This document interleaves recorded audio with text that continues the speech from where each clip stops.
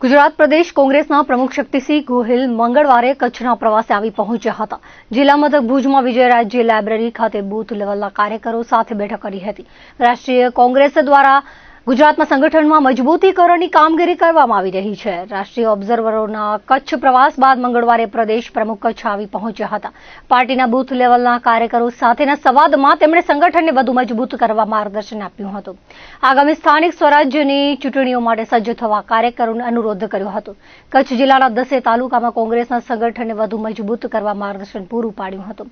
આ બેઠકમાં તેમણે ભાજપ સરકારની નિષ્ફળતા પર પ્રહારો કર્યા હતા. મતદારો ભાજપથી વિમુખ થઈ રહ્યા છે, ત્યારે કોંગ્રેસના કાર્યકરો સરકારની નિષ્ફળતાઓ લઈ પ્રજાની વચ્ચે પહોંચે અને લોકોમાં કોંગ્રેસ પ્રત્યે પૂર્ણ વિશ્વાસ સ્થાપિત થાય તે દિશામાં કાર્ય કરવા અનુરોધ કર્યો હતો.